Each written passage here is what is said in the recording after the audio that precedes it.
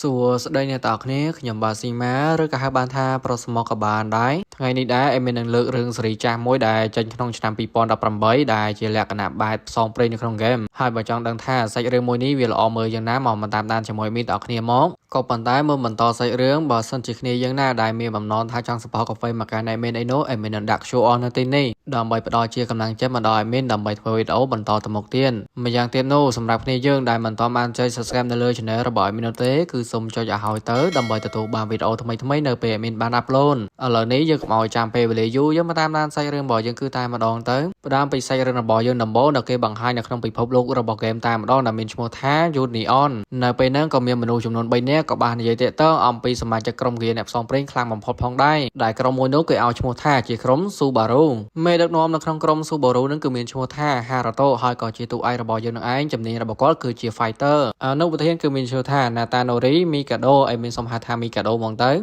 ហើយជំនាញរបស់គាត់នឹងគឺតាក់ទងអំពីខែឡើងឯងសមាជិកទី3គឺមានឈ្មោះថា Sasuke ដែលមានជំនាញតាក់ទងអំពីការប្រើប្រាស់វេទមន្តរីឯសមាជិក3នាក់ទៀតនៅខាងឆ្វេងដៃគឺជាដៃ support ដែលមានឈ្មោះថា Nozomi អ្នកដែលនៅកណ្ដាលគឺជាមនុស្សប្រុសដែលមានជំនាញខាងហេតុករដែលមានឈ្មោះថាកឡាយចុងក្រោយគេដែលនៅខាងស្ដាំដៃគឺជា Maskman ដែលមានឈ្មោះថា Asahi ហើយសមត្ថភាពរបស់ Asahi មួយទៀតគឺនាងអាចមើលដឹងអំពីអនាគតបានហើយក្រុមអ្នកផ្សងព្រេងដែលមានឈ្មោះថា Sabaru នៅពេលនេះកំពុងតែរួមដៃគ្នាក្នុងការកម្ចាត់ទៅកាន់ Dragon ដោយសារតែសមត្ថភាពរបស់ពួកគេម្នាក់ៗសុទ្ធតែមានសមត្ថភាពខ្លាំងបែបហ្នឹងហើយនៅទីបំផុតពួកគេគឺអាចកម្ចាត់ទៅកាន់ Dragon បានពី3ថ្ងៃក្រោយមកយើងក៏បានឃើញថាក្រុមរបស់ Haruto នៅពេលនេះគឺស្ទនេមិនដឹងថាធ្វើអ្វីនោះទេអញ្ចឹងហើយ Asahi ក៏ចាប់ផ្ដើមប្រមូលសមាជិករបស់នាងដើម្បីចូលទៅក្នុងគោកងឹតដើម្បីផ្សងព្រេងនឹងឯងដំណងឡើយសមាជិករបស់នាងម្នាក់ៗដូចជាមិនតន់ចង់ទៅនោះទេក៏ប៉ុន្តែដោយសារតែការទទួលស្គាល់របស់នាងខ្លាំងពេកនោះពួកគេបានសម្រេចចិត្តថាទៅតែម្ដងខណៈពេលដែលពួកគេកំពុងតែរៀបចំអវ៉ាន់ហ្នឹងក៏ស្រាប់តែ Sasuke ក៏បានផ្ដល់ចិញ្ចៀនមួយឲ្យទៅកាន់ Haruto ដោយអះអាងថានេះគឺជាអំណោយដែលនាងចង់ឲ្យទៅកាន់ Haruto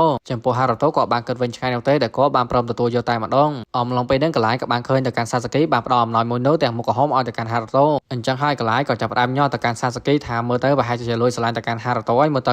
បន្តមកទៀតនៅពេលដែលពួកគេទាំងអស់គ្នាគឺបានមកដល់កន្លែងច្រកចូលដើម្បីចូលទៅក្នុងគោកងឹតឬក៏ដនជាន់នឹងហើយតែពួកគេទាំងអស់គ្នាគឺបានចាប់អារម្មណ៍ថាដូចជាអត់ឃើញវត្តមានរបស់ Haruto ជាមួយនឹង Asahi ដូច្នោះ Sasuke នាងក៏ចាប់ផ្ដើមស្ម័គ្រចិត្តដើម្បីតាមរកទៅកាន់ពួកគេទាំងពីរនាក់នៅទីបំផុត Sasuke គឺនាងអាចរកឃើញក៏ប៉ុន្តែនាងអត់ហ៊ានចូលទៅជិតនោះទេដែលនាងគឺបានលបស្ដាប់អំពីពួកគេទាំងពីរនាក់បានសន្ទនាគ្នាដែលនៅពេលនោះ Asahi ក៏បានផ្ដល់ចិញ្ចៀនរបស់នាងឲ្យទៅកាន់ Haruto ហើយក៏បានប្រាប់ពីអ្វីមួយឲ្យទៅកាន់ Haruto ក៏ប៉ុន្តែសាច់រឿងគេមិនទាន់បង្ហាញនោះទេថាពាក្យសម្ដីរបស់ Asahi ដែលបានប្រាប់ទៅកាន់ Haruto គឺជាអ្វីក្រោយមកទៀតសាច់រឿងក៏កាត់បង្ហាញនៅពេលដែលក្រុមរបស់ Haruto កំពុងតែធ្វើដំណើរដើម្បីចូលទៅក្នុងគោកងឹតហើយពួកគេទាំងអស់គ្នាគឺបានជួបប្រទះជាមួយនឹងអន្ទាក់ច្រើនមែនទែនដែលស្ថិតនៅក្នុងគោកងឹតបើទោះបីជាអន្ទាក់នៅក្នុងគោកងឹតនោះគឺវាមានច្រើនយ៉ាងណាក៏ដោយក៏ប៉ុន្តែគឺមិនអាចធ្វើអ្វីទៅកាន់ក្រុមរបស់ Haruto បានឡើយនោះគឺដោយសារតែសមត្ថភាពរបស់ Asahi នឹងគឺអាចមើលឃើញអំពីអនាគតបានដូច្នោះ Mikado ក៏បានធ្វើការអរគុណទៅកាន់ Asahi ដោយនិយាយផងដែរថាបើសិនជាអត់មានវត្តមានរបស់ Asahi នោះទេច្បាស់ខ្លាំងណាស់ក្រុមរបស់ពួកគេប្រហែលជាអាចនឹងមានបញ្ហាជាមិនខានដោយសារតែអន្ទាក់នៅក្នុងគោកងឹតមិនយូរប្រហែលក្រុមរបស់ Haruto គឺបានជួបប្រទះជាមួយនឹងមេដែលស្ថិតនៅជាន់ទីនោះហើយម្នាក់គ្រាន់តែឃើញមេនៅទីនោះភ្លាមក៏ចាប់ផ្ដើមមានការភ្ញាក់ផ្អើលតែម្ដងដោយសារតែមេមួយនេះគឺពិតជាខ្លាំងណាស់តាមតន្ន័យនៅក្នុងហ្គេមគឺគ្មាននរណាដែលអាចកម្ចាត់ទៅកាន់មេមួយនេះបានឡើយបើទោះបីជាយ៉ាងណាក៏ដោយ Haruto ក៏បានស្រែកប្រាប់ទៅកាន់ក្រុមរបស់គាត់ថាកុំឲ្យភ័យសន្ស្លោអីពួកយើងគឺសុទ្ធតែមានសមត្ថភាពខ្លាំងអញ្ចឹងហើយត្រឹមមេកាពេកប៉ោហ្នឹងពួកគេគឺអាចកម្ចាត់បានដូច្នោះហើយក្រុមរបស់ Haruto ក៏ចាប់ផ្ដើមសហការគ្នាក្នុងការកម្ចាត់ទៅកាន់មេមួយនេះម្នាក់ពិតជាភ្ញាក់ផ្អើលមែនទែនអំពីសមត្ថភាពរបស់មេដែលនៅទីនេះដោយសារតែពួកគេវាប្រហារទៅកាន់វាអត់មានប្រសិទ្ធភាពនោះទេអញ្ចឹងហើយ Haruto ក៏បានស្រែកប្រាប់ទៅកាន់ Nozomi ឲ្យប្រើវេទមន្តកម្ពុជារបស់នាងទៅឲ្យគាត់គឺជាអ្នកបង្អស់ពេទៅកាន់មេមួយនោះអំឡុងពេលហ្នឹងមិនថាកន្លែងមិនថា Haruto Mikido ឬក៏ Sasuke អីនោះទេពួកគេម្នាក់បានប្រើប្រាស់សមត្ថភាពរបស់ពួកគេរៀងៗខ្លួនដើម្បីបង្អស់ពេឲ្យទៅកាន់ Nozomi ស្រាប់ពេលហ្នឹងក៏ស្រាប់តែ Asahi បានឃើញអំពីអនាគតដោយសារតែមេមួយនោះគឺចង់វាប្រហារទៅកាន់ Nozomi ដូច្នោះហើយនាងក៏បានស្រែកប្រាប់ទៅកាន់ Nozomi ឲ្យការពារខ្លួន Haruto នៅពេលដែលឃើញដូច្នេះគាត់ក៏បានប្រើល្បឿនដ៏លឿនរបស់គាត់ដើម្បីទៅការពារ Nozomi បើទោះបីជាគាត់គឺអាចការពារទៅកាន់ Nozomi ក៏ដោយក៏ប៉ុន្តែស្រាប់តែមានដាវមួយវាប្រហារចំគាត់បណ្ដាឲ្យ Haruto គឺត្រូវបានប៉ាងជាពិសេសចិញ្ចៀនរបស់ Asahi ដែលបានផ្ដល់ឲ្យទៅកាន់ Haruto គឺត្រូវបានរបូតចេញពីដៃរបស់ Haruto ទៀតស្របពេលនឹងដែរមេដែលស្ថិតនៅជាន់នោះក៏ចាប់ផ្ដើមប្រើ Ultimate របស់វាដើម្បីសម្លាប់ទៅកាន់ Haruto ហើយ Asahi នៅពេលដែលឃើញដូច្នោះក៏បានចូលទៅការពារទៅកាន់ Haruto ក៏ប៉ុន្តែបណ្ដាឲ្យការវាយប្រហារមួយនោះគឺចំនាងតែម្ដងអ្វីដែលកាន់តែភ្ញាក់ផ្អើលសម្រាប់ពួកគេទាំងអស់គ្នាទៀតនោះគឺថា Asahi នៅពេលនេះត្រូវបានស្លាប់នៅក្នុងហ្គេមបាត់ទៅហើយក៏ប៉ុន្តែអាការស្លាប់របស់ Asahi នៅក្នុងហ្គេមនៅក្នុងពិភពពិតរបស់នាងក៏ត្រូវបានស្លាប់ដូចគ្នារឿងរ៉ាវបែបនេះហើយធ្វើឲ្យ Mikado នៅពេលនោះបានស្ដីបន្ទោសទៅកាន់ Haruto ថាកំហុសគ្រប់យ៉ាងគឺដោយសារតែ Haruto នឹងឯងទើបធ្វើឲ្យ Asahi គឺត្រូវបានស្លាប់នៅក្នុងពិភពពិត 6 ឆ្នាំក្រោយមកយកក៏បានគេថាហារ៉ូតូនៅពេលនេះគឺបានក្លាយជាមនុស្សពេញវ័យម្នាក់ហើយក៏ប៉ុន្តែសភាពរបស់ហារ៉ូតូដូចជាមិនសូវមានពលឹងពលះប្រមាណនោះទេបន្ទាប់ពីការស្លាប់របស់អាសាហ៊ីនឹងឯងនិយាយឲ្យងាយយល់ទៅគឺថាសភាពរបស់ហារ៉ូតូនៅពេលនេះគឺមានវិបដិសារីនឹងឯងមួយថ្ងៃទៅមួយថ្ងៃក៏គឺតែងតែស្ដីបន្ទោសពីខ្លួនឯងថាកំហុសគ្រប់យ៉ាងមូលហេតុដែលអាសាហ៊ីត្រូវបានស្លាប់គឺដោយសារតែគាត់គណៈពេលហ្នឹងយកក៏បានគេថាក៏ស្រាប់តែមាននរណាម្នាក់បានតាក់ទងខលមកទៅកាន់ហារ៉ូតូនិងប្រាប់ពាក្យពាន់តាក់ទងអំពីហ្គេមដែលពួកគេបានលេងកាលពីមុនកាលពីនៅក្មេងអីចឹងណាឥឡូវហ្នឹងគឺមានក្រុមហ៊ុនមួយទៀតបានបើកមកវិញហើយនិងផ្លាស់ប្ដូរឈ្មោះហ្គេមថ្មីវិញផងដែរដែលកាលពីមុនហ្នឹងគឺជា Union ហើយឥឡូវនេះ Union ទៅជា Reunion បន្ទាប់ពីហារ៉ូតូក៏បាននិយាយទូរស័ព្ទចាប់ហើយនោះក៏បានចេញមកខាងក្រៅដើម្បីរកញ៉ាំផងដែរជាពិសេសយកក៏បានគេថាក៏មានប្អូនស្រីម្នាក់ផងដែរប៉ុន្តែគេមិនទាន់បង្ហាញឈ្មោះនោះទេអំឡុងពេលដែលគាត់កំពុងតែញ៉ាំអាហារថៃត្រង់ហ្នឹងក៏ស្រាប់តែគាត់បានឃើញអំពីសារព័ត៌មានដែលចុះផ្សាយទាក់ទងអំពី Game Union ថាបានបើកដំណើរការឡើងវិញអញ្ចឹងទៅជាពិសេសនៅក្នុងសារព័ត៌មានហ្នឹងគឺបាននិយាយផងដែរថាហ្គេមមួយនេះគឺបានបើកសារជាថ្មីមែនក៏ដល់ក៏ប៉ុន្តែពួកគេបានអញ្ជើញតែមនុស្សដែលបានអនុញ្ញាតឲ្យចូលតែប៉ុណ្ណោះហារ៉ូតូនៅពេលដែលឃើញដូច្នោះក៏លេងញ៉ាំអាហារថៃត្រង់ចូលទៀតដែរហើយក៏បានធ្វើដំណើរចូលទៅក្នុងបន្ទប់របស់គាត់វិញគ្រាន់តែចូលមកដល់ក្នុងបន្ទប់ភ្លាមក៏ស្រាប់តែមានអ៊ីមែលក្រុមហ៊ុនហ្គេមហ្នឹងគឺបានផ្ញើសារមកកាន់គាត់ដំបូងឡើយហារ៉ូតូដូចជា Staster ដូចជាមិនចង់ចូលនៅក្នុងហ្គេមទេក៏ប៉ុន្តែជាចុងក្រោយគាត់នៅតែចូលទៅក្នុងហ្គេមដដែលនៅពេលដែលគាត់បានចូលទៅក្នុងពិភពហ្គេមគាត់ក៏បានដឹងផងដែរថាល្បែងរបស់គាត់ទាំងប្រមាណហ្នឹងឥឡូវហ្នឹងត្រូវបានមកល្បែងមួយអស់ហើយឬក៏អាចនិយាយថាគឺ reset មកវិញទាំងអស់អញ្ចឹងណាគណៈពេលហ្នឹងក៏ស្រាប់តែមានប្រូម្នាក់ស្រីម្នាក់ក៏បានសុំចូលរួមជាមួយនឹងហារ៉ូតូដើម្បីបុកធីមអញ្ចឹងណាពីព្រោះថាច្បាប់នៅក្នុងហ្គេមនៅពេលបច្ចុប្បន្ននេះតើតែពួកគេមានសមាជិកចំនួន3នាក់ទៅហ្គេមអនុញ្ញាតឲ្យពួកគេចូលទៅក្នុងកុកអង្កត់បានហើយហារ៉ូតូនៅពេលនោះក៏បានយកព្រមជាមួយនឹងពួកគេទាំងពីរនាក់ទៅ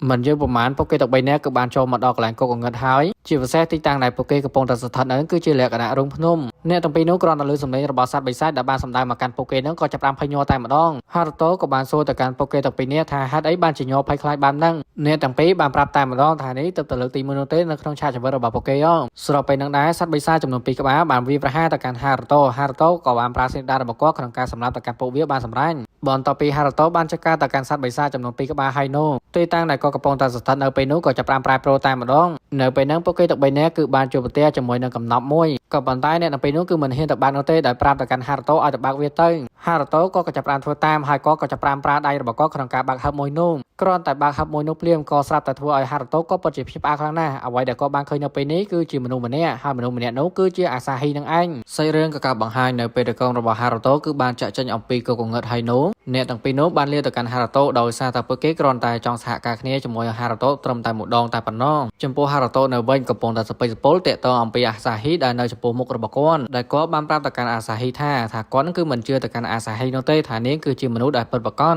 ចំពោះអាសាហ៊ីពិតជាមានអារម្មណ៍ថាអន់ចិត្តមែនទែនដោយសារតែហារ៉ូតូនឹងគឺដូចជាមិនជឿជាក់មកលើនាងថាជាអាសាហ៊ីដល់ពេលទៅហារ៉ូតូគឺចង់បង្រងប្រាប់ពីរឿងរ៉ាវការពិតហើយក៏ប៉ុន្តែគាត់ក៏បានកលេចឃើញថាមានមនុស្សជាច្រើនកំពុងតែសម្លឹងមើលមកកាន់គាត់ដូច្នោះគាត់បានដឹកដៃអាសាហ៊ីដើម្បីទៅកន្លែងស្ងាត់ក្នុងការនិយាយប្រាប់ទៅកាន់នាងបានដឹងបន្ទាប់ពីអ្នកនៅពេលគឺបានមកដល់កន្លែងស្ងាត់ហើយនោះហារ៉ូតូក៏បានធ្វើការសួរទៅកាន់អាសាហ៊ីថានាងគឺបានត្រឡប់មកចូលហ្គេមមួយនេះគឺតាំងពីពេលណាមកពីព្រោះថាឥឡូវនេះគឺវាមានរយៈពេលចំនួន6ឆ្នាំទៅហើយឆ្នាំដែលពួកគេកំពុងតែស្ថិតនៅនឹងគឺជាឆ្នាំ2040ប៉ុន្តែបើជាអាសាហ៊ីបើជាគិតថាហារ៉ូតូកំពុងតែលេងសើចជាមួយនាងអាសាហ៊ីក៏មិនចាំយល់ដែរក៏ចាប់ផ្ដើមចូលទៅឆែកមើលហើយក៏ស្រាប់តែភ្ញាក់ផ្អើលតែម្ដងពីព្រោះថានៅថ្ងៃនេះគឺជាថ្ងៃទី26ខែ7ឆ្នាំ2040អញ្ចឹងគឺមានន័យថាពាក្យសម្ដីរបស់ហារ៉ូតូដែលបាននិយាយប្រាប់មកកាន់នាងគឺជាការពិតអ្វីដែលកាន់តែភ្ញាក់ផ្អើលសម្រាប់នាងទៀតនោះអាកន្លែងដែលនាងគឺត្រូវតែចាក់ចែងអំពីហ្គេមនោះគឺចាក់ចែងឲ្យកើតទៀតដូច្នោះនាងក៏បានសួរទៅកាន់ហារ៉ូតូថាមានសញ្ញាដូចជានាងដែរឬទេចំពោះហារ៉ូតូនៅពេលហ្នឹងក៏បានបង្ហាញប្រាប់ទៅកាន់អាសាហ៊ីតែម្ដងថាគាត់គឺអាចចេញអំពីហ្គេមបានអាសាហ៊ីគឺនៅតែមិនជឿជាក់ដោយគិតថាហ្គេមឥឡូវនេះកំពុងតែអាប់ដេតហើយចំណែកហារ៉ូតូនៅវិញក៏កំពុងតែឆែកមើលទាក់ទងអំពីឈ្មោះរបស់អាសាហ៊ីដែលនៅក្នុងហ្គេមថាបានចូលឈ្មោះដែរឬទេប៉ុន្តែស្រាប់តែភ្ញាក់ផ្អើលដោយសារតែនៅក្នុងហ្គេមគឺអត់មានឈ្មោះរបស់អាសាហ៊ីនោះឡើយអាសាហ៊ីនាងក៏មានអារម្មណ៍ថាសពេចសពិលផងដែរក៏ប៉ុន្តែនាងក៏ចាប់ផ្ដើមសួរទៅកាន់ហារ៉ូតូទាក់ទងអំពីសមាជិករបស់នាងដទៃទៀតហារ៉ូតូក៏មិនអាចទ្រាំទ្រនៅអ្វីដែលគាត់បានជួបប្រទះនៅពេលបច្ចុប្បន្ននេះនោះទេដូច្នោះក៏បានប្រាប់ទៅកាន់អាសាហ៊ីការពិតតែម្ដងថាកាលពី6ឆ្នាំមុននាងគឺត្រូវបានបាត់បង់ជីវិតបាត់ទៅហើយផ្ទុយទៅវិញអាសាហ៊ីបានជាគិតថាហារ៉ូតូនៅពេលនេះកំពុងតែលេងសើចជាមួយនាងប៉ុន្តែភ្លាមនឹងដែរក៏ស្រាប់តែមានសមាជិកក្រុមអ្នកផ្សងព្រេងចំនួន1ក្រុមកំពុងតែសម្ដៅមកកាន់ពួកគេទាំងពីរនាក់ដោយមេដឹកនាំរបស់វានឹងគឺពិតជាចង់បានទៅកាន់អាសាហ៊ីដើម្បីធ្វើជាក្រុមរបស់វាមែនទែន អាសាហ៊ីបានតបទៅកាន់អប៉ែម្នាក់នឹងវិញផងដែរថានាងមិនអាចចូលរួមបាននោះទេដោយសារតែនៅពេលបច្ចុប្បន្ននេះនាងគឺមានក្រុមរបស់នាងរួចទៅហើយដែលក្រុមរបស់នាងគឺមានឈ្មោះថា Subaru នឹងឯងអប៉ែមាធំបន្ទាប់ពីឮបាប់នឹងភ្លាមវាក៏បានប្រាប់ទៅកាន់អាសាហ៊ីផងដែរថាក្រុមរបស់នាងគឺត្រូវបានរំសាយតាំងពី6ឆ្នាំមុនមកម្ល៉េះឥឡូវនេះគឺលែងមានទៀតហើយអាសាហ៊ីនៅតែមិនជឿដោយអាងថានេះគ្រាន់តែជាការកុហករបស់វាតែប៉ុណ្ណោះដោយសារតែអាសាហ៊ីកំពុងតែរឹងរូសដាក់វាបាប់នេះវាក៏ចង់ចាប់ទៅកាន់អាសាហ៊ីទាំងមកខំតែម្ដងហើយច្បាស់ខ្លាំងណាស់ហារ៉ូតូក៏បានចេញមកដើម្បីការពារទៅកាន់អាសាហ៊ីក៏ប៉ុន្តែគ្រាន់តែស៊ីមួយកំណាប់ដៃរបស់អប៉ែមាធំបណ្ដាលឲ្យហារ៉ូតូនៅពេលនោះក៏មិនអាចងើបរួចបាននោះទេហារ៉ូតូនៅពេលដែលឃើញអប៉ែមាធំគឺខ្លាំងបែបនេះក៏បានដកដាលរបស់គាត់ដើម្បីទប់ទល់ផងដែររីឯអប៉ែមាធំម្នាក់វិញកំពុងតែស្ទុះវាប្រហារទៅកាន់ហារ៉ូតូបន្តទៀតហើយស្របពេលហ្នឹងអាសាហ៊ីក៏បានប្រើសមត្ថភាពរបស់នាងដែលមើលឃើញអនាគតហ្នឹងគឺបានបញ្ចូលទៅកាន់ហារ៉ូតូឲ្យបានមើលឃើញដូច្នោះហើយរាល់ការវាប្រហាររបស់អប៉ែមាធំហារ៉ូតូក៏អាចគិតបានទាំងអស់ដោយសារតែជំនួយរបស់អាសាហ៊ីដល់ពេលចឹងទៅអប៉ែមាធំនោះគឺកាន់តែខឹងទៅកាន់ហារ៉ូតូហើយចង់សម្លាប់ទៅកាន់ហារ៉ូតូតែម្ដងហារ៉ូតូនៅវិញក៏កំពុងតែប្រាប់ទៅកាន់អាសាហ៊ីឲ្យរត់គេចទៅដោយសារតែគាត់មិនអាចទប់ទល់ជាមួយនឹងអប៉ែមាធំបានយូរនោះទេក៏ប៉ុន្តែភ្លាមនឹងដែរស្រាប់តែមានការភ្ញាក់ផ្អើលដោយសារតែមីកាដូក៏បានមកដល់ទីនេះមីកាដូក៏មិនត្រឹមតែមកតែម្នាក់ឯងនោះទេក៏មានសមាជិកថ្មីរបស់គាត់ផងដែរដែលមកច្រើនមែនទែនទោះជាយ៉ាងណាក៏ដោយអប៉ែមាធំក៏បានបាក់កាយវារហាទៅកាន់មីកាដូក៏ប៉ុន្តែមីកាដូក៏បានចាក់ក្បាលវាជាប់រួចមកមីកាដូក៏បានបបាយផ្អើលទៅកាន់អប៉ែមាធំឲ្យស្រាតែម្ដងនឹងឯងបន្ទាប់ពីក៏បានបណ្ដេញទៅកាន់ក្រុមអប៉ែមាធំហើយនៅក៏បាននិយាយសម្ដៅទៅកាន់ហារ៉ូតូផងដែរថាខានជួបគ្នាយូរហើយក៏មានអារម្មណ៍ថាសប្បាយចិត្តមែនទែនបន្ទាប់ពីក៏បានជួបជាមួយនឹងអាសាហ៊ីមួយសន្ទុះក្រោយមកមីកាដូក៏បានប្រាប់ទៅកាន់អាសាហ៊ីផងដែរថាមិនចាំបាច់បកស្រាយមកកាន់គាត់នោះទេគាត់គឺបានយល់អំពីស្ថានភាពរបស់នាងនៅពេលបច្ចុប្បន្ននេះគឺរួចទៅហើយអាសាហ៊ីកំពុងតែសប្បាយចិត្តដោយសារតែនៅពេលនេះសមាជិករបស់ពួកគេបានជួបគ្នាចំនួន3នាក់ទៅហើយប៉ុន្តែនាងគឺស្រាប់តែមានការភ្ញាក់ផ្អើលដោយសារតែលើពីសម្ដីរបស់មីកាដូដែលបាននិយាយថាពួកគេទាំងអស់គ្នាគឺមិនត្រូវការទៅកាន់ហារ៉ូតូទៀតទេទាក់ទងអំពីមូលហេតុវិញនេះមិនចាំបាច់ចង់ដឹងនោះទេដោយសារតែហារ៉ូតូគឺប្រកាសជាដឹងអំពីខ្លួនឯងគណៈពេលហ្នឹងហារ៉ូតូនិងមីកាដូបានតសម្ដីគ្នាផងដែរទាក់ទងអំពីអាសាហ៊ីពីព្រោះក៏ពិតជាឆ្ងល់មែនទែនពីព្រោះថាមីកាដូគឺបានជួបប្រទះជាមួយនឹងអាសាហ៊ីនៅចំពោះមុខហើយតែប្រតិកម្មរបស់មីកាដូដូចជាអត់មានរឿងអ្វីកើតឡើងអញ្ចឹងចំពោះអាសាហ៊ីបន្ទាប់ពីឃើញអ្នកទាំងពីរកំពុងតែឆ្លោះគ្នាបែបហ្នឹងនេះក៏បានប្រាប់ទៅកាន់មីកាដូផងដែរបើសិនជាមីកាដូមិនត្រូវការទៅកាន់ហារ៉ូតូទៀតទេតួនេះគឺនៅជាមួយនឹងហារ៉ូតូក៏បានដែរដូច្នោះមុនពេលដែលមីកាដូក៏បានចាក់ចេញគាត់ក៏បានផ្ដាំប្រាប់ទៅកាន់អាសាហ៊ីបើសិនជានាងគឺមានរឿងបញ្ហាអ្វីនោះក៏ភ្លេចតាក់ទងមកកាន់គាត់នឹងមកជួយនាងគឺគ្រប់ពេលវេលាតែម្ដងបន្ទាប់ពីការចាក់ចេញរបស់មីកាដូនោះហារ៉ូតូក៏បានប្រាប់ទៅកាន់អាសាហ៊ីផងដែរថាដូចអ្វីដែលនាងបានឃើញនៅពេលបច្ចុប្បន្ននេះហើយថាក្រុមរបស់ពួកគេគឺបានរំសាយហើយតាំងពី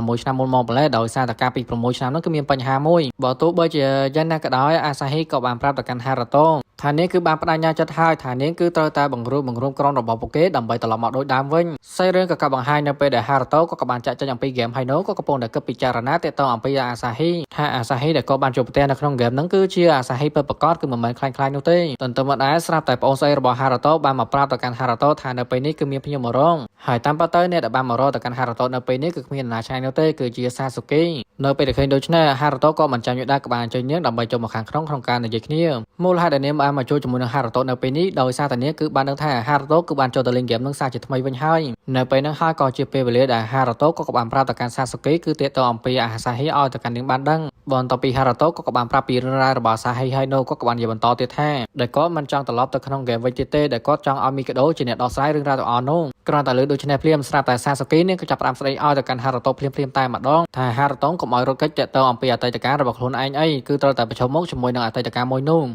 កាប់បង្ហាញមកកន្លែងប្អូនរបស់ហារ៉ូតូនៅវិញនាងកំពុងតែលើកទឹកក្រូចឲ្យទៅកាន់អ្នកទាំងពីរនោះក៏ប៉ុន្តែនាងស្រាប់តែភ្ញាក់ផ្អើលបន្ទាប់ពីឃើញវត្តមានរបស់សាស៊ូគីនាងគឺបានត្រឡប់ទៅផ្ទះវិញអញ្ចឹងហើយប្អូនរបស់ហារ៉ូតូក៏ចាប់ផ្ដើមស្ដីបន្តទៅកាន់ហារ៉ូតូតែម្ដងថាជាអ្នកដេញទៅកាន់សាស៊ូគីឲ្យត្រឡប់ទៅផ្ទះសេរីក៏កាប់បង្ហាញនៅក្នុងពិភពហ្គេមនៅវិញក៏បានគិតថាហារ៉ូតូនៅពេលនេះក៏បាននាំអាសាហ៊ីដើម្បីមកជួយជាមួយនឹងសាស៊ូគីហើយសាស៊ូគីនាងគឺស្ទើរតែមិនជឿនោះទេពីអ្វីដែលនាងបានឃើញនៅចំពោះមុខរបស់នាងដោយសារតែនេះគឺពិតជាអាសាហ៊ីមែនបើទោះបីជាយ៉ាងណាក៏ដោយសាស៊ូគីនៅពេលហ្នឹងក៏បានប្រាប់ទៅកាន់អាសាហ៊ីការពិតតែម្ដងថានាងគឺត្រូវបានស្លាប់ទៅហើយការស្លាប់របស់នាងគឺតាំងពី6ឆ្នាំមុនមកម្ល៉េះបើទោះបីជាសាស៊ូគីនាងក៏បានប្រាប់ពីរឿងរ៉ាវការពិតដែលអាសាហ៊ីត្រូវបានស្លាប់នៅក្នុងពិភពពិតក៏ដោយក៏ប៉ុន្តែអាសាហ៊ីនៅតែមិនជឿជាក់ភ្លាមស្រាប់តែមានអាវុធសម្ងាត់មួយវាប្រហារទៅកាន់ហារ៉ូតូក៏បានដឹងហើយអ្នកដែលបានវាប្រហារមកកាន់ពួកគេនឹងគឺជាក្រុមអ្នកផ្សងព្រេងមួយក្រុមដែលពួកវាទាំងអស់គ្នាគឺសុទ្ធតែចង់បានអាសាហ៊ីនឹងឯងចំណែកសាស៊ូគីនៅវិញនេះគឺពិតជាមើលចិត្តជាមួយនឹងក្រុមអ្នកផ្សងព្រេងទាំងអស់នឹងមែនតើដូច្នោះនេះក៏ចាប់ផ្ដើមបញ្ចេញវេទមន្តរបស់នាងតែម្ដងក្រុមអ្នកផ្សងព្រេងទាំងនោះគ្រាន់តែឃើញវេទមន្តរបស់សាស៊ូគីភ្លាមក៏ចាប់ផ្ដើមមានការភ័យសន្ស្លោហើយ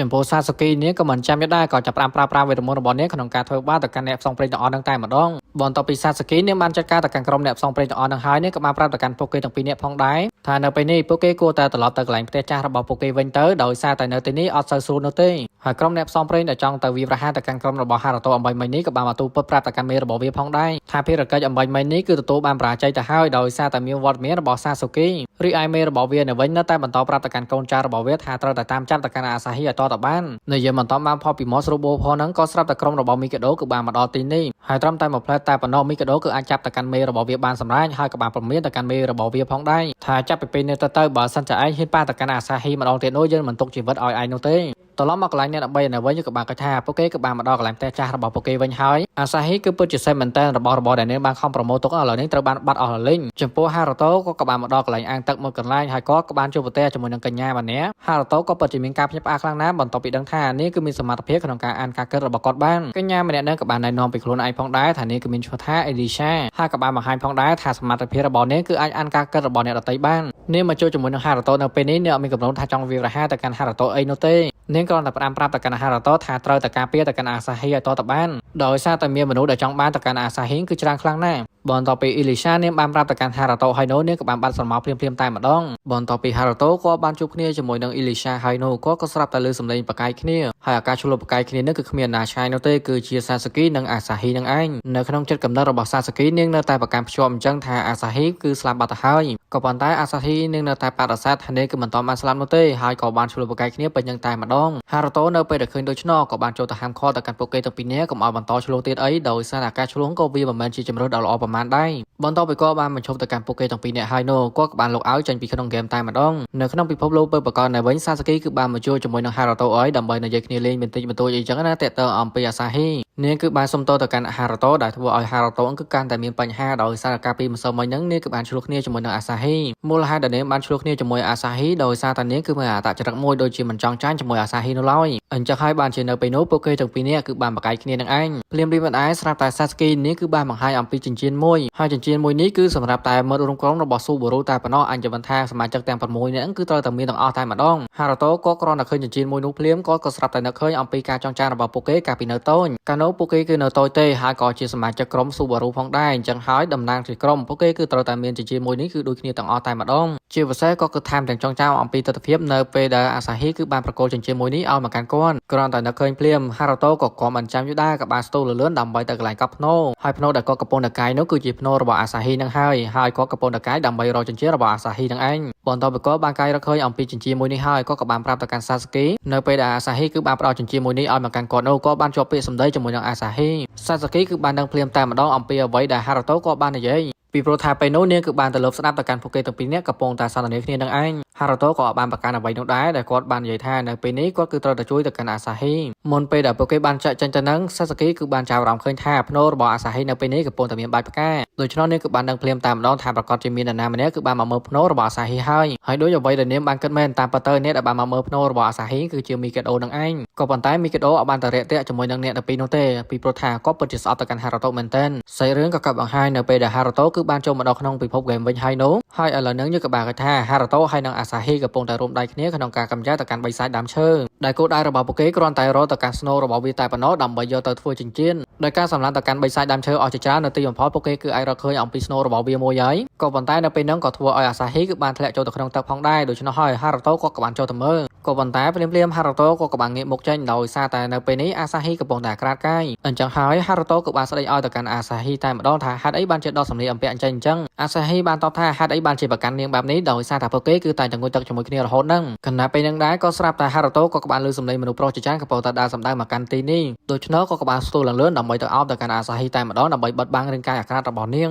ពីព្រោះថាហារ៉ាតូគឺជាសភាពរហ័សដូចជាអីមែនអញ្ចឹងហើយបានជាគាត់គឺតែងតែការពារទៅកាន់ស្ត្រីទន់ខ្សោយបន្ទាប់ពីប្រុសៗទាំងអស់ហ្នឹងគឺបានចាក់ចេញហើយនោះហារ៉ាតូក៏លែងអោបទៅកាន់អាសាហ៊ីទៀតដែរក៏ប៉ុន្តែមានអីស្រាប់តែអាសាហ៊ីបានរុញទៅកាន់ហារ៉ាតូឲ្យធ្លាក់ទឹកជាមួយនាងតែម្ដង រួចមកអាសាហ៊ីនេះគឺពិតជាឆ្ងល់មែនទែនដោយសារតែរ៉ូដហារ៉ូតូដូចជាមិនអីនោះទេក៏ប៉ុន្តែឥឡូវនេះដូចជាខុសប្លែកពីមុនក៏ប៉ុន្តែនៅពេលបច្ចុប្បន្ននេះគឺត្រូវបានកែប្រែបាត់ទៅហើយបើសិនជាម៉ាក់របស់នាងបានដឹងនោះច្បាស់ខ្លាំងណាស់ម៉ាក់របស់នាងប្រកាសជាស្ដីបន្ទោសមកកាន់នាងជាមិនខានគ្រាន់តែនិយាយដល់ចំណុចមួយនេះធ្វើឲ្យអាសាហ៊ីគឺចាប់ផ្ដើមសពូនចិត្តតែម្ដងដោយសារតែនាងគឺពិតជានឹកទៅកាន់ប៉ាម៉ាក់របស់នាងមែនទែនបន្ទាប់ពីឮពាក្យសម្ដីរបស់អាសាហ៊ីដែលបាននិយាយបាននឹងភ្លាមធ្វើឲ្យហារ៉ូតូក៏ពិតជាអាណិតទៅកាន់នាងខ្លាំងណាស់ហើយក៏បាននិយាយប្រាប់ទៅកាន់អាសាហ៊ីផងដែរថាមិនអីនោះទេគាត់នឹងរកដំណោះស្រាយជូននាងជាមិនខានត្រឡប់មកកន្លែងពិភពពិតនៅវិញយើងក៏បានគិតថាសាសាគីនៅពេលនេះនាងកំពុងតែអង្គុយមើលរូបថតការពីពួកគេនឹងគឺថតនៅក្មេងៗដែលនោះគឺជាអនុស្សាវរីយ៍ជាច្រើនដែលពួកគេទាំងអស់គ្នាគឺបាននៅជាមួយគ្នាដែលមិនទាន់បាញ់បាក់អីចឹងទៅហើយសាសាគីនៅពេលហ្នឹងក៏ចាប់ផ្ដើមនឹកឃើញអំពីអតីតកាលរបស់ខ្លួនដែលកាលនោះហារ៉ូតូគឺបានចេញមកជួយនាងដោយសារតែនាងមិនអាចប្រើប្រាស់វេទមន្តរបស់នាងបាននោះទេហើយអ្វីដែលនាងបានលោកស្នេហ៍ទៅកាន់ហារ៉ូតូនៅពេលនោះគាត់បាននិយាយមកកាន់នាងថាគាត់នឹងធ្វើជាខែលដើម្បីការពារនាងឲ្យបានល្អក៏បង្ហាញនៅក្នុងពិភព game នៅវិញនៅទីបំផុតពួកគេគឺអាចផលិតចិញ្ចៀនបានហើយក៏ប៉ុន្តែវាពិតជាសោកស្ដាយមែនទែនដោយសារតែមិនមែនជាលក្ខណៈគោគឺបានត្រឹមតែមួយដំបូងឡើយអាសាហ៊ីគឺចង់ផ្ដល់ចិញ្ចៀនមួយនេះឲ្យទៅកាន់ហារ៉ូតូ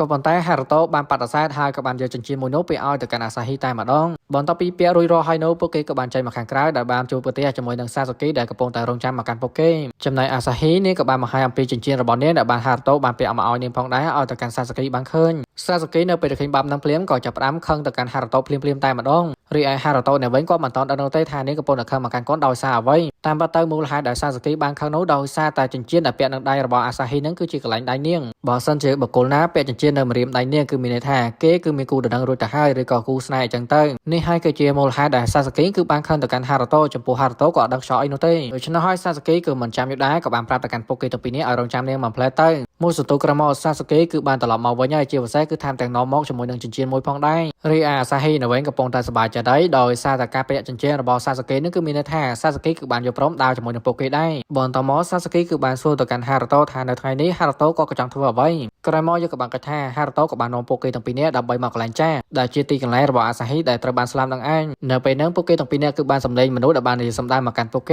េក៏ប៉ុន្តែអ្នកទាំងពីរនោះគឺរកមិនឃើញនោះឡើយអ្នកដែលបានមើលឃើញហ្នឹងគឺមានតែហារ៉ូតូតែប៉ុណ្ណោះហើយអ្នកដែលបាននិយាយសម្ដែងមកកាន់ពួកគេគឺគ្មានណាឆ្ងាយនោះទេគឺជាអេលីស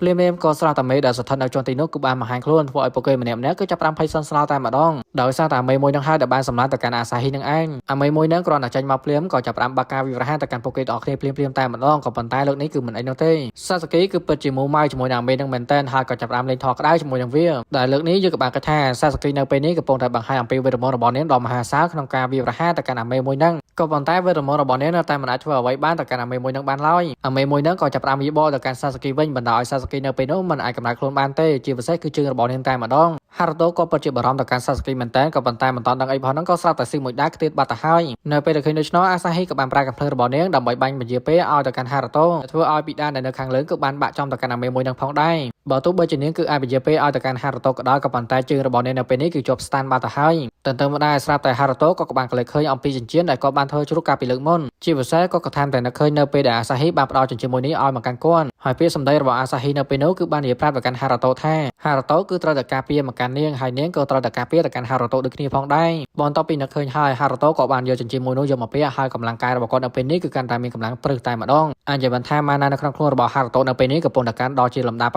ហើយនៅពេលដែលមេនោះគឺចង់វាយរហ័សទៅកាន់ហារ៉ូតូក៏បានប្រើដៃរបស់គាត់ក្នុងការកាត់ដៃរបស់វាដាច់មួយចំហៀងតែម្ដងស្របពេលនឹងដែរសមត្ថភាពរបស់អាសាហ៊ីគឺចាប់ផ្ដើមដំណើរការតែម្ដងដែលជាការមើលឃើញអំពីអនាគតដែលហេតុនេះហើយធ្វើឲ្យហារ៉ូតូក៏បានដឹងអំពីចំណុចខ្សោយរបស់អាមេមួយនោះផងដែរនៅទីបំផុតហារ៉ូតូក៏អាចកម្ចាត់ទៅកាន់អាមេមួយនឹងបានសម្រេចហើយក៏បានសងសឹកឲ្យទៅកាន់អាសាហ៊ីផងដែរបន្ទាប់ពីកម្ចាត់ទៅកាន់មេមួយនឹងបានសម្រេចក៏ស្រាប់តែអាសាហ៊ីបានស្ទុះឲ្យទៅកាន់ហារ៉ូតូភ្លាមរីឯសាសាគីនៅវិញក៏បាននិយាយប្រាប់ទៅកាន់ហារ៉ូតូផងដែរថានៅទីបំផុតហារ៉ូតូគឺបានត្រឡប់មកវិញហើយម្យ៉ាងទៀតទៅអំពីអាសាហ៊ីនេះគឺបានជឿជាក់ឲ្យថានៅពេលនេះអាសាហ៊ីគឺមិនទាន់ស្លាប់នោះទេដល់ពេលចឹងទៅអាសាហ៊ីក៏ចាប់ផ្ដើមប្រកាសក្តាញ់តែម្ដងថានៅពេលនេះសមាជិករបស់ពួកគេគឺទទួលបាន3នាក់ហើយដែលជាក្រុមរបស់ស៊ូបារូបន្តមកទៀតនៅពេលដែលពួកគេបានចេញអំពីគោកងឹតហើយនោះពួកគេគោលដៅបន្ទាប់នោះគឺជាការប្រមូលផ្ដុំរបស់សមាជិកដទៃទៀតដែលអ្នកទាំងនោះគឺមានដូចជាកឡៃណូសូមីនិងមីកាដូក៏ប៉ុន្តែអ្នកដែលពិបាកជាងគេក្នុងការតំណាក់តំណងអីហ្នឹងគឺជាណូសូមីហើយនិងកឡៃមិនដឹងថាពួកគេគឺនៅឯណានោះឡើយភ្លាមនោះដែរស្រាប់តែសាសាគីគឺបានកលេចឃើញអំពីត្បូងមួយដែលចេញអំពីរាងកាយរបស់អាសាហ៊ីហារ៉ូតូនៅពេលដែលឃើញបាប់ហ្នឹងក៏គាត់ឆ្ងល់ដែរថាអាសាហ៊ីគឺបានត្បូងក្រហមហ្នឹងមកពីណាមានអីភ្លាមស្រាប់តែអាសាហ៊ីគឺចាប់ផ្ដើមអស់កម្លាំងហើយជាពិសេសនៅក្នុងខួរក្បាលរបស់នាងក៏ចាប់ផ្ដើមលេចឡើងអំពីទស្សនវិជ្ជាមួយចំនួនដែលនាងគឺមិនទាន់ដឹងនោះទេថាទស្សនវិជ្ជាទាំងអស់នោះគឺកើតឡើងដោយសារអ្វីនោះឡើយដូច្នោះអាសាហ៊ីគឺបានសន្មតថាទស្សនវិជ្ជានៅក្នុងខួរក្បាលនាងបានឃើញអំបញ្ញនេះ